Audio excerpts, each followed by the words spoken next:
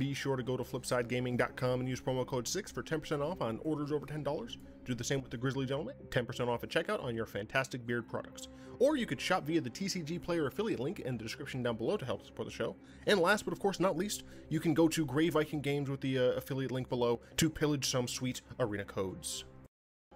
What is up, Planeswalkers? Theric6 back with a video for Magic the Gathering Arena, but this isn't gameplay. This is a sponsored video by MTG Assistant. Many people have asked what this little A is in the corner. Many people have asked what the deck tracker is when I'm playing games. It's MTG Assistant. This is a the assistant that is I think it's developed by the same person who did the actual website, but I use Aether Hub. That's where I use all. That's where I store all of my deck lists. I prefer to use Aether Hub. I like the system. I like the people. I like the layout. I like that they keep. You know, they listen to feedback, they change features and things like that. I use Aether Hub. I really like Aether Hub. So what I use. So, I've been using the deck tracker since... I have no idea. I've been using it for a long time. You can go back in my videos and you can watch.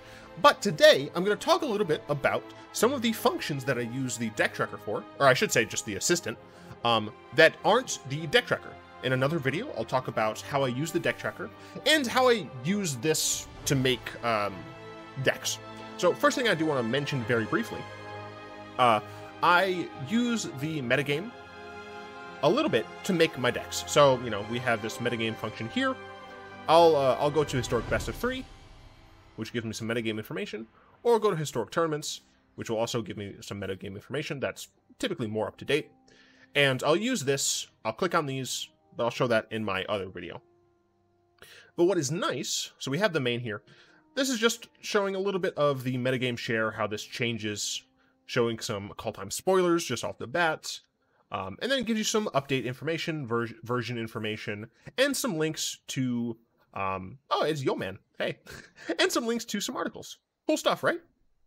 Well, that's just the normal thing, right? That's just good old-fashioned cool stuff here.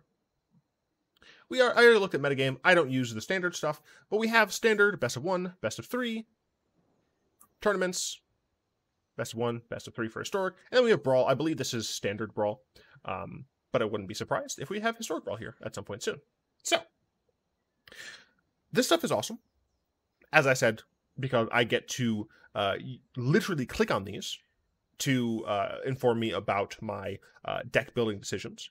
But it's also nice to just kind of know where the metagame is when you're deciding what deck to build in general. Right? If you know that a lot of Sultai midrange, Ghoul, aggro, and mono red goblins are being played, you can pick a deck accordingly. You can say, okay, well, I know these are being played, so I'm going to go ahead and play whatever deck is good against these. I don't actually know, because I don't play good decks. You also have some fun information about your decks. Once you start playing with things, you can track how well your decks are doing. Now, you might notice I got a lot of like low match things. This is because I change my deck so frequently that I don't actually accrue a lot of information on any of my decks. I just don't have a lot of information stored because I constantly destroy decks and recreate them. But if I didn't do that, I could legitimately track how my decks do over time. We can go in here and click on this, and we can see some win rate stuff. We can see the actual deck that I have here, and we see a little bit about the information of decks that I played against. So we have an opponent, and we can even like copy this so that I can go in to the friend system and actually just friend request these people. I can actually try and just get these people to be my friends, which is really awesome. You'll notice here, this is on the play 0 times 0 win rate. The main reason for this is the fact that I just don't have enough information here. If I had more Frackling information, all right, I just exited out of this. If I had more information on it, I'd have more information. I could actually like show more stuff. Here we go. This one also doesn't have a thing. It's fine. Shut up. But now we can kind of see over time how we did. Right? We can see over time how we did. We can see duration of matches and stuff. Like this is just generally very good. And you'll notice this is one of the newer things. We have a deck list view. So we see the cards that we actually saw in game. Right? We saw my opponent play 3 Stitcher Suppliers across the match, 4 Godfarer's Gift, and 4 Cryptbreaker across the match. So we saw this information, and what the tracker, or what the assistant's going to do is it's going to say, we believe that your opponent was playing this deck. It matches this deck with an 86% confidence that this is going to be this deck that our opponent played with. We also check the metagame situation, kind of these other decks that are similar. So it's really relatively certain it's this, but you know, it could be this. Could also be this. And you notice there's random things like you own these cards, missing, you own all these cards. And that's another thing that you can do with this awesome assistant. So we are currently this. We gotta exit out. Yeah. So we're over here on, you know, statistics. There's also like some stuff. Don't look at it. It's embarrassing. It's bad. You can check your opponents. Blah blah. You see their rank. You can view their deck list that you played against with them, and it does essentially the same thing. You can also look at your drafts. I don't draft. When was this? I don't know how long ago this was. This is Theros draft. This is a turbo draft. I have no idea how long ago this was. But you can get information here, right? You see your picks. Pack 1, pick 1 was like, oh god, this is excellent. Yeah, like you get to see how you drafted, and you can see for certain of them your wins and losses. So right, you could go through and you can see like what are the good drafts that I've done. What are the picks that I've been taking that have led to higher draft stuff. So this isn't just for constructed. Like you can just be a drafter and use this to really good advantage. But then we get to, in my opinion, my favorite part, the collection. Here, you get to see your chest, your treasure chest thing. You get to see your percentage. You don't get to open this until you get to 100%. You might notice that these things all have higher resolutions than this. That's because this was introduced with Ixalan during closed beta, and Wizards said that they were going to change it. They haven't. When you open this, you get like 1 mythic rare wildcard, 2 rare wildcards, and like 4 uncommon wildcards, something along those lines. Maybe it's 3 uncommons, I don't remember. Because it's bad. This is a garbage, antiquated system, and hopefully Wizards will actually get rid of it for a better system. It also tells you this information, which yes, you can see right here, but it also tells you this information, and this is the cool information. You can see how much you've collected for this 4 individual colors. So I've collected 97.81% of all of the white cards on Arena. Only 90% of all the colorless. The gold cards only 89.54%, which is, I believe, yep, that's the smallest. If we're looking at just a single color, it's red, which makes sense. Followed by green, which is very interesting to me. And then we can see of the mythic rares. Bada bing, bada boom. Now, of course, it'll say collection progress by unique cards, 100.30%. I'm not entirely sure what this means, because we'll see in a second that that's not technically true. And then we have total collection process, or progress, which is by playsets. We even have a further breakdown by set. So we can look here and see Ixalan. I have 97.58% of this set complete. I have all of the commons, all of the uncommons, most of the rares, and a little over half of the mythics. And we can see, let's see, what is my most? Oh, wow. War is 99.42. Holy crap, I'm like almost done completing War. Yeah, so, and I believe this is total. This is with playsets, which would make sense. 72, yeah, there's not 72 mythics in War. It's playsets. So it looks like War is my closest. Jumpstart is not great, and that makes sense because I only played so much Jumpstart. And then there's Other. What are the other sets? It explains it right here. So we have, oh, goodness me. These sets, less than 50 collectible cards, are mostly found in historic format. Here's a full list. So yeah, so we'll have the rando cards from essentially the historic anthologies and stuff. So you have those as well. I think this also includes the arena cards. AVR, no. ARB, maybe? I want to say this includes the arena cards, but I could be wrong. I'm pretty sure it does. So you get some cool information here. You get really, really cool information here. You can also see your new cards. You also see some cool new cards that you just recently acquired that were non-duplicates. This was 15 days ago. I have a lot of duplicates mostly. And then here's a really fun thing. The Deck Advisor. So with this, you can see, based on your collection, what decks you can build. And the way it organizes this is by win rate. So if you're looking to win and you're not sure what you're able to build, you have this right here. So we have a filter, most played. I think for what's worth, I think it's a little slow. But top meta, blah blah blah. Oh, actually, it is changing. Huh.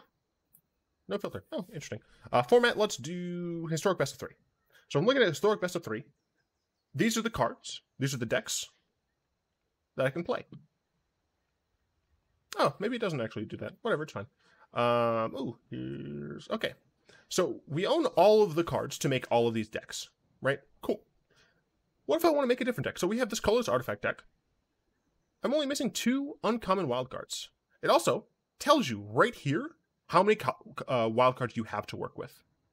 Order by wild card, order by percentage. Oh, okay, so it's ordering by wild card first, but you can order it by percentage if you want. Interesting. Okay. Wild cards. So you can say, all right, well, I have, I have 18 common or uncommon wild cards. I really want to play this specific deck. I'm only missing 2, and we're going to go ahead and click it. We get to see the exact deck that we're going to make as it is on Aether Hub. Within Aether Hub, you also get a card breakdown. So it's also showing you like what percentage of decks that fit this categorization run these individual cards, which is just exquisite. So as I said, I use Aether Hub mostly. Shout out to the ad.